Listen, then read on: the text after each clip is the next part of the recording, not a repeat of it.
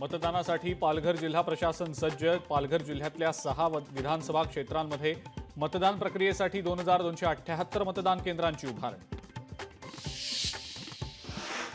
निवडणूक प्रक्रियेसाठी धुळे प्रशासनाकडून युद्ध पातळीवर तयारी। जिल्ह्यामध्ये एकूण 1753 मतदान केंद्रांची उभारणी तर 1600 पोलीस अधिकारी आणि कर्मचाऱ्यांची नियुक्ती।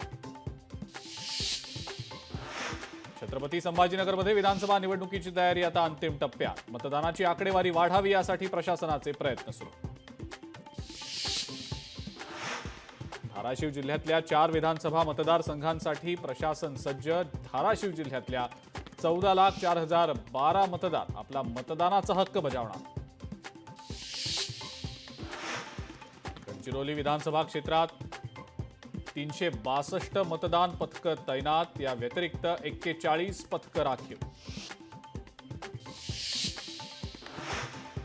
जीएसटी रिटर्न्स भरण्यासाठी जीएसटी अंमलबजावणी समितीकडून मुदतवाढ। मतदानामुळे 21 नोव्हेंबरपर्यंत मुदतवाढ। महाराष्ट्र आणि झारखंडमधल्या करदात्यांना मिळणार सूट।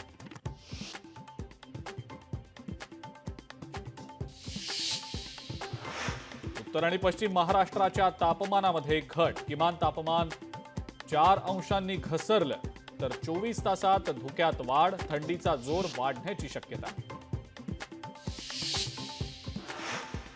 दिल्लीमधील प्रदूषणाची समस्या अत्यंत गंभीर वळणावर। दिल्लीमध्ये ट्रक्सना प्रवेश बंदी। सीएनजी एलएनजीवर चालणारे ट्रकच प्रवेश करण्यास अनुमती। भारताच्या लांब पल्ल्याच्या हायपरसॉनिक क्षेपणास्त्राची ओडिशाच्या किनारपट्टीच्या तळावरनं यशस्वी चाचणी। संरक्षण मंत्री राजनाथ सिंग यांनी पोस्ट केला व्हिडिओ।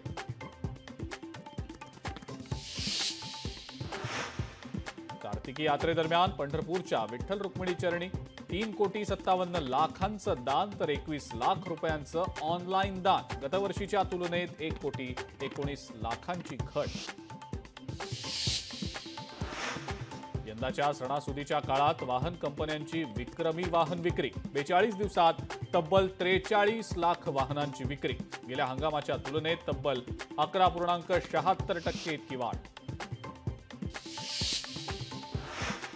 पुणे शहरात सायबर गुन्हेगारीत वाढ। शहरात वेगवेगळ्या 6 घटनांमध्ये 6 जणांची 38,97,000ची फसवणूक। बेळगाव धारवाड रेल्वे मार्गासाठी भूसंपादनाची प्रक्रिया युद्ध पातळीवर राबवली जाणार। हा प्रकल्प 3 वर्षात पूर्ण होण्याची अपेक्षा। केंद्रीय रेल्वे राज्यमंत्री व्ही सोमण्णा यांची माहिती।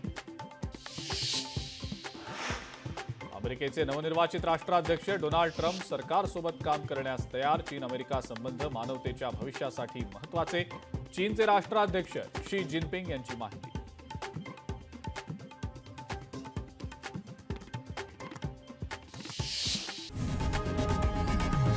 लोकशाही मराठी ऐका, पहा, जागरूक रहा।